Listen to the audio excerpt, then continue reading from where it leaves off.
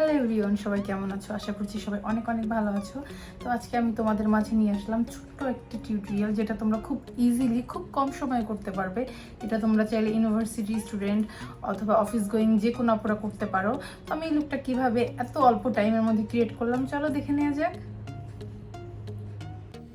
Of ক্যামেরাতে আমি আমার ফেসটা ভালো মতো একটা ফেস ওয়াশ দিয়ে ধুয়ে এসেছি। এখন আমি মুখে ময়শ্চারাইজার ইউজ করি নিব। ময়শ্চারাইজারের জন্য আমি আজকে নিয়ে নিয়েছি অ্যাস্ট্রাল ময়শ্চারাইজারটি।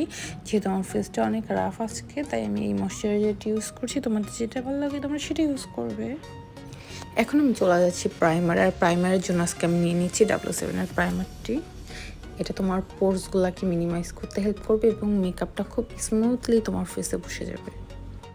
এখন আমার ফেসে যেহেতু পিগমেন্টেশনের প্রবলেম, এই জন্য আমি চলে যাচ্ছি কালার কারেক্টিংয়ের জন্য আজকে আমি একটা অরেঞ্জ কালার কারেক্টার ইউজ করব। যেহেতু আমার ফেসটা খুব বেশি ব্রাইট না, মাঝারি, দ্যাটস ওয়াই আমার মনে হলো যে আমি কালার কারেক্টিংয়ের জন্য এটাই আমি চুজ করি। আদারওয়াইজ আমার মুখে ভেসে থাকবে। তো আমি আজকে আঙুল দিয়ে ব্লেন্ড করছি, তোমরা চাইলে ক্ষেত্রে ব্রাশ দিয়ে ব্লেন্ড করতে পারো। কালার কারেক্টিং করার পর অবশ্যই একটি লুজ পাউডার দিয়ে, যে কোনো টাইপস লুজ পাউডার দিয়ে তোমরা তোমার কালার কারেক্টিংটাকে সেট করে নিবে। আদারওয়াইজ কিন্তু এটা ফাউন্ডেশন দেওয়ার সময় ফাউন্ডেশনের সাথে মিক্সড আপ হয়ে একদম নষ্ট হয়ে যাবে।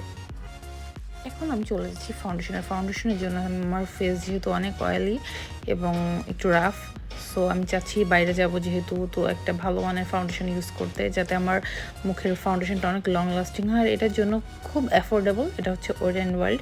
তো আমি ওয়েট অ্যান্ড ওয়াইল্ডের গোল্ডেন শেডটা ইউজ করছি।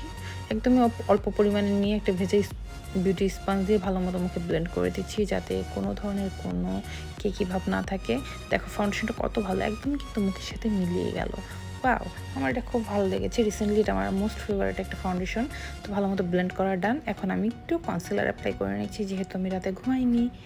আর কনসিলার না দিলেই না, আমার চোখে নিচে এমনি গর্ত, কালা দাগ, দ্যাটস ওয়াই একটু কনসিলার ইউজ করে নিচ্ছি। এখন কনসিলারটাকে আমি সেম বিউটি স্পঞ্জ দিয়ে ব্লেন্ড করে দিচ্ছি। অবশ্যই ব্লেন্ডিং করার সময় একটু টাইম নিয়ে করবে, আদারওয়াইজ কিন্তু মেকআপটা ভালো বসবে না, দেখে তোমাকে একদমই ফেক মনে হবে। আর আমি একটু ন্যাচারাল পছন্দ করি। তো ব্লেন্ড করা ডান। এখন আমি লুজ পাউডারটাকে ভালো মতো ফেসে অ্যাপ্লাই করে নিচ্ছি, পরে আমি ছেড়ে ফেলবো। এতে হবে কি, আমার ফেসের মেকআপটা বেকড হয়ে যাবে সুন্দর মতো এবং সেট হয়ে যাবে। এখন আমি চলে যাচ্ছি আইব্রোতে। আর আইব্রোর জন্য আজকে আমি নিয়ে নিচ্ছি W7-এর আইব্রো পমেডটি। তোমরা এই ক্ষেত্রে চাইলে যে কোনো কিছু দিয়ে ড্র করতে পারো। আর বেসিক্যালি আমি একটু পছন্দ করি ন্যাচারাল রাখতে, তাই আমার আইব্রোটা ঠিক যেরকম আমি ট্রাই করছি সেভাবে ড্র করে নেওয়ার জন্য। তো আইব্রো ড্র করা ডান। এখন আমি একটি ব্রাশ দিয়ে ভালো মতো কম করে দিচ্ছি, যাতে আমার আইব্রোটাতে কোনো ফাঁকা না দেখা যায়, সুন্দর একটা লাইন ক্রিয়েট হয়ে যায়। তো এখন আমি চলে যাচ্ছি চোখের মেকআপে। আর চোখের মেকআপের জন্য আজকে আমি নিয়েছি বিউটি গ্লেজের এই প্যালেটটি। এটা খুবই অ্যাফোর্ডেবল অ্যান্ড খুবই পিগমেন্টেড। তো দ্যাটস ওয়াই আমি আগে ফার্স্টে আমার ক্রিজ লাইনটা রেডি করে নিচ্ছি একটা ব্রাউন কালার দিয়ে। তো দেখতেই পাচ্ছ ক্রিজ লাইনটাকে রেডি করাতে কিন্তু চোখটা ভিতর থেকে বাইরের দিকে দেখতে অনেক বড় লাগে এবং দেখতে অনেক বেশি কিউট লাগে। ব্রাশগুলোরও খুবই কম দাম। আমি একদিন ব্রাশ নিয়ে একটা ভিডিও করব খুব দ্রুতই।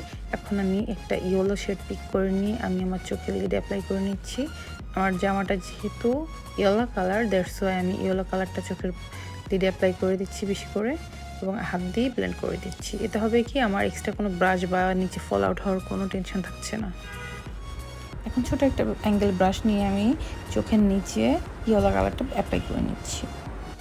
অ্যান্ড আউটার কর্নারের জন্য আমি সেম ব্রাউন কালারটা দিয়ে একটা ব্রাশ দিয়ে ভালো মতো ব্লেন্ড করে দিচ্ছি। এখন আমি আইব্রোসের নিচে একটু হাইলাইট করার জন্য হাইলাইটার পিক করে নিচ্ছি এবং চোখের ইনার কর্নারে একটু হাইলাইটার অ্যাপ্লাই করে নিচ্ছি। আবারও একটু এবার লুজ পাউডার নিয়ে আমি চোখের নিচে ভালো মতো অ্যাপ্লাই করে নিচ্ছি এবং ডাস্ট অফ করে নিচ্ছি। এবার আমি চলে যাব আমার ফেস কন্ট্রোলিংয়ে। আর আজকে আমি পাউডার কন্ট্রোল করবো, দ্যাটস ওয়াই আমি টেকনিকের একটা ব্রাশ নিয়েছি এবং W7-এর ব্রোঞ্জারটা দিয়ে ভালো মতো কন্ট্রোলিংটা করে নিচ্ছি। তো দেখতেই পাচ্ছ আমি কন্ট্রোলিংটা কোন ওয়েতে করছি। এভাবে করলে আশা করছি তোমরাও বেশ বেনিফিটেড হবে। তোমাদের যাদের মুখে এরকম আমার মতো বেশি মাংস খেয়ে মাংস বানিয়ে ফেলছো, তাদের জন্য এটা খুব হেল্পফুল হবে। আমার নাকটা যেহেতু একটু বোতা, তাই নাকটাকে একটু কন্ট্রোল করে নিচ্ছি।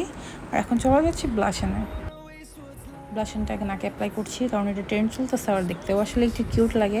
তো যাই হোক, আমি আমার মতো একটু ব্লাশনটা দিয়ে নিচ্ছি, কারণ ব্লাশন দিতে আমার খুব ভালো লাগে। আমি একটু থুতনিতেও অ্যাপ্লাই করে নিব। তোমাদের যদি ভালো না লাগে তোমরা নাক এবং থুতনিটা স্কিপ করে যেতে পারো। তো এরপর চলে যাচ্ছি আইনাইলারে। আইনাইলারের জন্য আজকে আমি নিয়েছি W7-এর আইনাইলারটি। 007 কি হয়েছে আজকে সব কিছু 007 ইউজ করতেছি নিয়ে। তো আমি আইনালারটা অ্যাপ্লাই করে নিচ্ছি।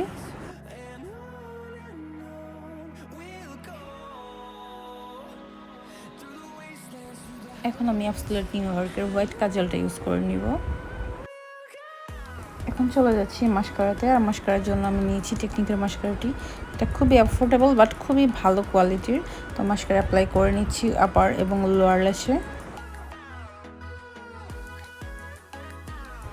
এখন আমি সেম হাইলাইটারটি পিক করে নিচ্ছি এবং এটা আমার আইব্রোজের মাঝামাঝি আমি দিতে পছন্দ করি।